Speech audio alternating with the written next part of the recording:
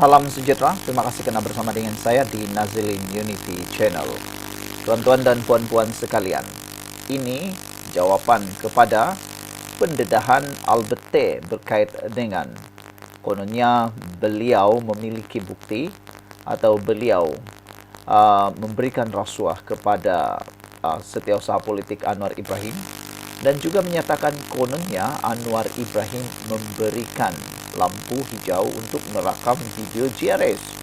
Tuan-tuan dan puan-puan sekalian, sebetulnya cabar Albert dedah bukti kuku kepada SPRM terlebih dahulu, bukannya cabar Anwar atau Samsul untuk saman.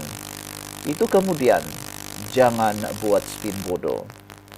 Tuan-tuan dan puan-puan sekalian, Rafizi Ramli dalam kenyataan terkini menyatakan bahawa Anwar Ibrahim dan Samsul Iskandar sepatutnya menyaman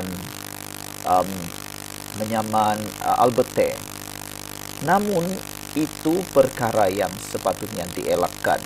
Yang patut dibuat ialah cabar Albert T dedah bukti kuku, bukan saman beliau. SPRM tengah menyiasat Albert T dan dalam masa amat terdekat kita boleh tahu jika Albert T benar-benar ada bukti kuku bagi menyokong dakwaan terbarunya. Ini baru betul. Kini Albert T wajib tampil bukti kukuh jika ada. Tuan-tuan dan puan-puan sekalian, jika bukti itu ada dan tiada tindakan diambil oleh SPRM, Albert T boleh sahaja dedah bukti itu di media. Ini yang paling betul. Bukan media dahulu baru lapor kepada SPRM. Apalagi yang boleh dilakukan oleh SPRM jika media yang terlebih dahulu mengetahuinya. Namun, jika SPRM memutuskan bahawa tiada bukti kukuh dan Albert tetap gagal dedah bukti itu di media, maka semua boleh buat kesimpulan masing-masing. Pokoknya, naratif yang tengah dimainkan kononnya berdiam diri adalah lebih lantang berbanding spekulasi dan kenapa takut saman Albert adalah spin bodoh. Buang masa dan lazimnya dimainkan dalam situasi sebegini. Sebetulnya tuan-tuan dan puan-puan sekalian, Albert lah yang patut dedah bukti kukuh memandangkan dia selama ini rela menggunakan media untuk dedah macam-macam. Malah, dia lebih mengutamakan media berbanding SPRM untuk mendedahkan video dan tuduhan terbarunya. Sekalipun identiti beliau bukan lagi rahsia dan tidak ada alasan beliau tidak terus ke SPRM untuk mendedahkan bukti sebelum pergi ke media. Kini, tuan-tuan dan puan-puan sekalian, oleh kerana SPRM sudah mulakan siasatan, cara yang betul ialah untuk semua menunggu dapatan SPRM, sama ada Albert benar-benar ada bukti kukuh atau tidak. Jika tiada dan jika Albert kemudiannya gagal membuktikan dan mendedahkan bukti kukuh itu di media, barulah minta Anwar dan Samsul untuk saman Albert. The onus is now on Albert, not on Anwar of Samsul, or Samsul at least not yet. Dan langkah Samsul membuat laporan polis atas dakwaan Albert adalah tepat. Kebiasaannya Samsul ini mempunyai pemikiran yang cukup matang. Saya tidak memihak kepada sesiapa, tetapi kalau nak main naratif, pastikan naratif itu berasas bukannya spin bodoh. Dipetik daripada RJ Ritaudin. Tuan-tuan dan puan-puan sekalian, persoalan besarnya pada waktu ini ialah siapa sebenarnya Albert T ini? Dia pelakon atau peliharaan seseorang? Adakah dia ada orang yang pelihara di belakang? Ada yang payung Albert T? Gambaran mula menjadi jelas. Seakan-akan Albert T mula kenampakan ada orang yang sedang mengatur beliau. Pikir-pikir tanya. Sekian dulu untuk kali ini. Jangan lupa tinggalkan komen Anda. Bye-bye. Sebelum kita teruskan ulasan hebat ini pada petang ini, izinkan dulu saya berkongsi dengan Anda semua. Ini ialah terapi imun transfer factor for life. Terapi imun yang meningkatkan daya imun badan kita sehingga 400%. Secara umum dan ringkasnya, apabila imun badan kita lemah, apabila imun kita bodoh, apabila imun badan kita tidak seimbang, kita kena penyakit dan sukar sembuh daripada semua jenis penyakit. Imun badan yang tidak seimbang juga menyebabkan kita kena autoimun. Tuan-tuan dan puan-puan sekalian, apabila imun badan kita jadi kuat, bijaksana dan seimbang, imun badan kita lah yang akan menyembuhkan semua jenis penyakit yang ada di dalam tubuh badan kita. Terapi imun ini mendidik, mengajar, menguatkan dan menyeimbangkan imun badan kita. Sebelum ini, apabila imun badan kita jadi lemah, bodoh dan tidak seimbang, imun badan kita gagal untuk menghapuskan semua akar penyakit yang bertumbuh di dalam tubuh badan kita. Apabila imun badan kita lemah, akar penyakit akan tetap bertumbuh, berakar dan bersarang di dalam tubuh badan kita. Jawaban kepada kesehatan yang optimum ialah peningkatan daya imun badan, penyeimbangan daya imun badan, dan menjadikan imun badan kita bijaksana. Apabila imun badan kita jadi bijaksana, maka kita sehat. Cepat dapatkan produk hebat ini melalui nombor telefon saya yang tertera. Produk ini lulus KKM, halal dan diperakui oleh doktor-doktor di seluruh dunia. Tuan-tuan dan puan-puan, ini mungkin jalan penyelesaian kepada masalah Anda yang Tuhan hantar kepada Anda semua. Mungkin Anda sudah berdoa bertahun-tahun untuk masalah kesehatan Anda, dan ini jawaban yang Tuhan hantar untuk Anda semua. Jom kita sambung berpolitik lagi. Salam sejahtera, terima kasih kerana bersama dengan saya di Nazilin Unity Channel. Begini sajalah, ada pengulas politik dan penganalisis politik yang saya hormati, yaitu Regi Jesse Ritardin membuat satu hantaran di Facebook pagi ini, amat membuka minda saya. Sejauh mana kita boleh percayai Albert T., seorang pendedah maklumat yang kini dianggap sebagai hero tokoh oleh pembangkang. Tuan-tuan dan puan-puan, selepas membaca hantaran Regi Jesse Ritardin, saya mula terfikir bahawa adakah Albert T. sudah melakukan kesilapan besar di dalam satu pendedahan skandal ini? Kalau sebelum ini, mungkin rancangan pendedahan Albert T. itu sudah mula berjalan baik, lancar dan tanpa dapat dipersoalkan.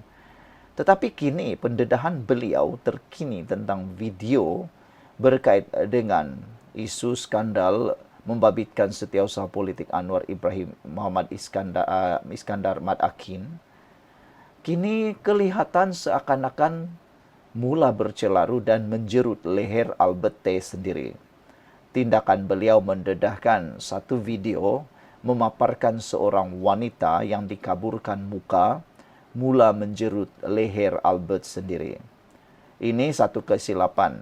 Apabila saya membaca pendedahan RJ Ritardin, saya mula terfikir bahawa mungkin Albert T. sedang melakukan kesilapan besar, langkah yang dia sangka betul tapi sekarang kini memakan diri beliau sendiri.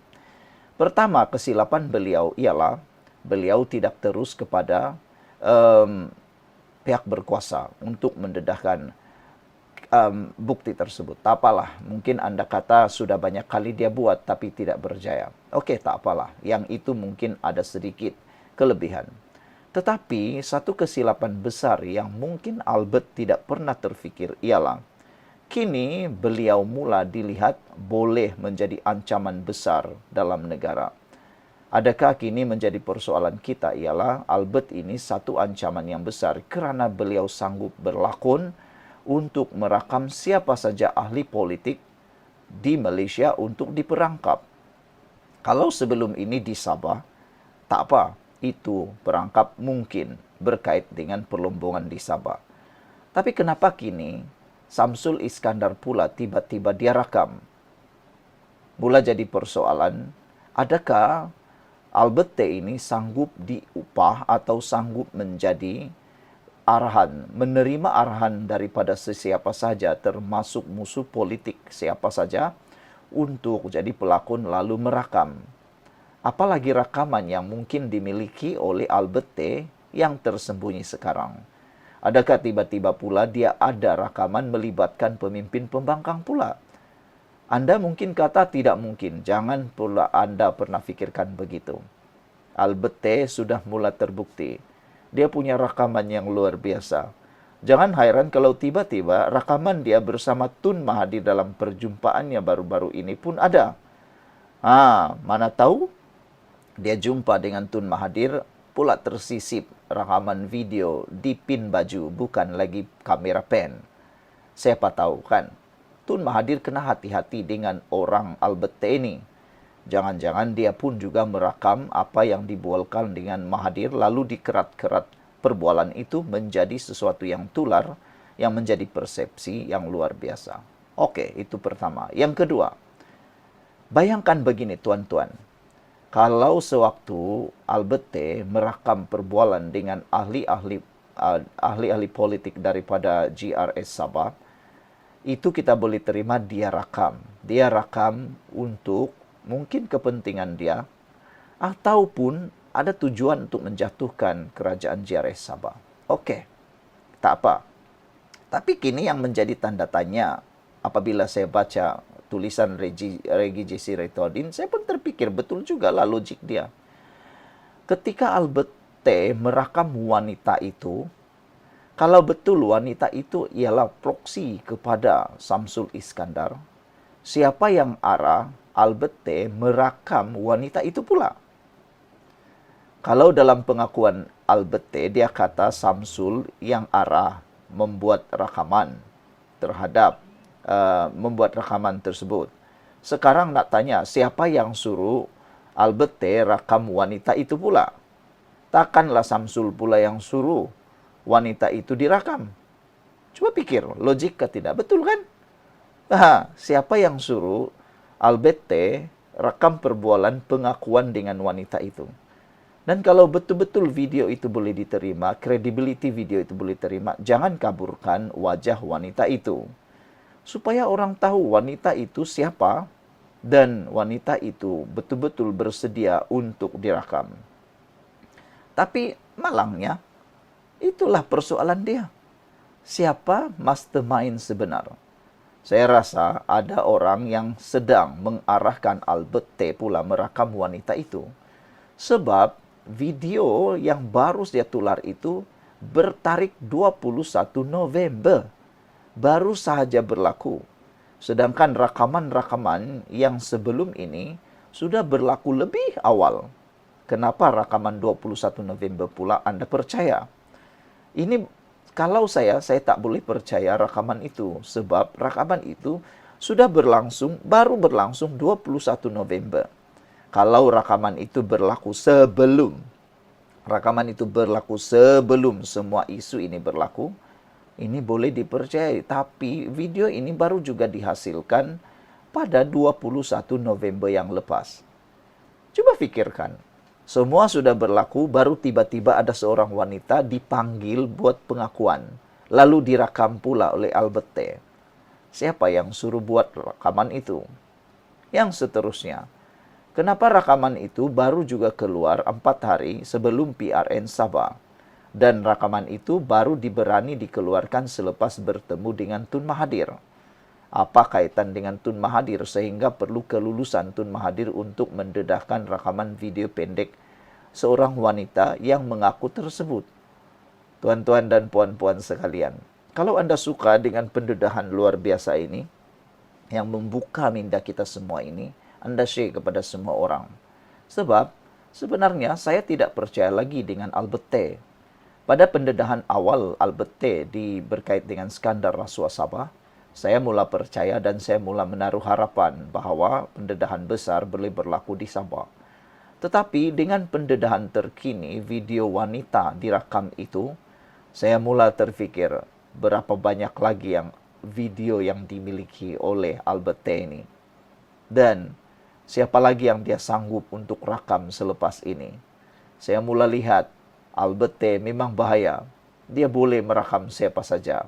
Atau silap hari bulan, dia juga memiliki video bersama dengan ahli-ahli pembangkang.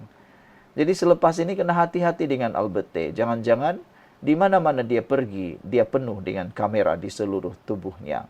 Tun Mahathir kena hati-hati. Dia sudah juga berjumpa dengan Tun. Jangan-jangan dia sudah rakam perbualan Tun. Jadi kita tunggulah pendedahan seterusnya daripada Albert T. Paling menarik ialah betulkah video wanita itu benar dan tidak ada apa-apa agenda tersembunyi menjatuhkan Anwar Ibrahim. Siapa mastermind di sebalik merakam wanita tersebut? Kalau Albert T kata mastermind merakam ahli parlimen, ahli-ahli Dewan Undangan Negeri Sabah adalah Samsul Iskandar.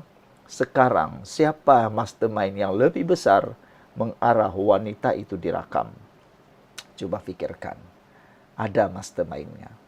Game over, kata Jufazli. Checkmate. Sekian untuk kali ini. Jangan lupa tinggalkan komen Anda. Bye-bye.